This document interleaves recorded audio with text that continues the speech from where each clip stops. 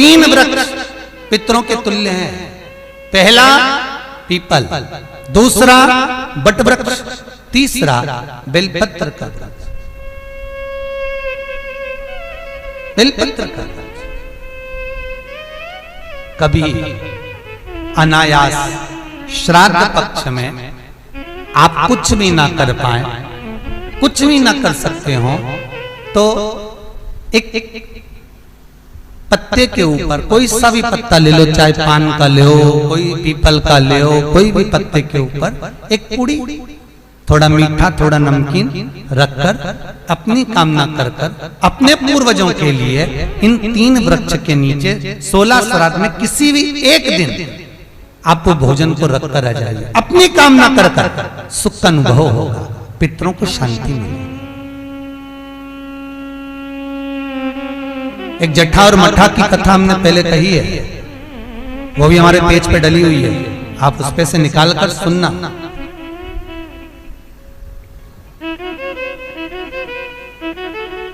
उसमें भी हमने व्याख्यान वर्णन करा जट्ठा मट्ठा की कथा। तीन वृक्ष पितरों के तुल्य हैं, तीन पक्षी पितरों के तुल्य हैं, कौवा, हंस और गरुड़।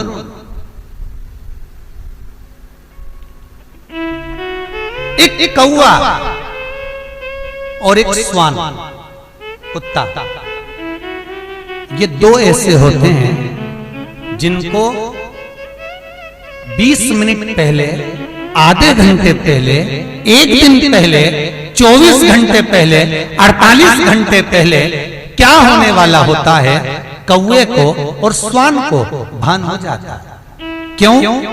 क्योंकि ये यमलोक में जहां यमराज निवास करते हैं, श्वान और कौवा उस स्थान का भाग ग्रहण करते हैं और इनको ये ज्ञान पूर्व से यमराज से प्राप्त होता रहता है, पूर्वभान होता है, प्राप्त होता रहता है। एक कौवा एक श्वान, कोई घटना घटने वाली होती है तो कुत्ता रोने लगता है, कोई घटना घटने वाली होती है तो कौवा आकर बैठ जाता है, कोई आ रहा है तो कौवा आएगा, कोई भाव सूचक है तो कौवा आकर बैठेगा। दरवाजे पर कैसे, उसका भी भान है, अटारी पर कौवा कहां बैठा है, दरवाजे पर कौवा कहां बैठा है, किस स्थान पर कौवा विराजमान है, उसका भी भाव हमारे शास्त्र में वर्णन है। तीन पक्षी, तीन वृक्ष पितरों के तुल्य हैं। पक्षियों में कौवा, हंस और गरुड़, ये पितरों के तुल्य, जो अधोगति में मर जाते हैं, जिनको पिंड नहीं मिलता, तर्पण नहीं होता, ब्राह्मण का भोज नहीं मिल पाता, जो मर जाते हैं, जिनका अंतिम संस्कार तक नहीं होता, जिनकी गति बिगड़ जाती है, ऐसे जीव कौवे के अंश में प्रकट होते हैं, जो पूर्ण फल लेकर जाते हैं। पितृलोक में जगह नहीं होती, बैकुंठ में जगह नहीं होती, कहीं अगर जगह नहीं है देवलोक में, तो इनको कौवे के अंश में, गरुड़ के अंश में या हंस के अंश में डाल दिया जाता है। महाराज फिर अगला वर्णन किया, तीन पशु, कुत्ता, गाय और हाथी, ये पितरों के तुल्य होते हैं।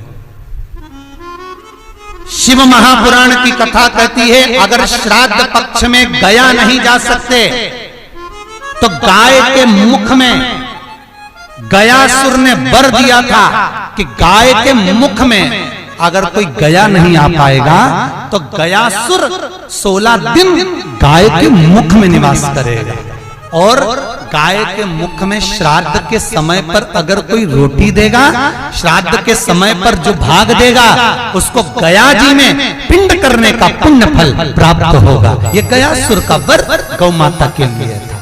तो गाय के मुख में 16 दिन तक गया क्षेत्र का पिंड का भाग प्राप्त हो जाए। कुत्ता, गाय और हाथी। श्वान को रोटी क्यों देते हैं? क्योंकि श्वान पितरों को अपना भाग प्रदान कर देता है, श्वान रखता नहीं है, चुका देता। फिर 3 जलचर है महाराज जो पितरों के तुल्य हैं, मछली, कछुआ और नाग। पिंड जो बनाया जाता है वो पानी में दिया जाता है। मछली जिसको पाती है वो पितरों को प्राप्त होता है।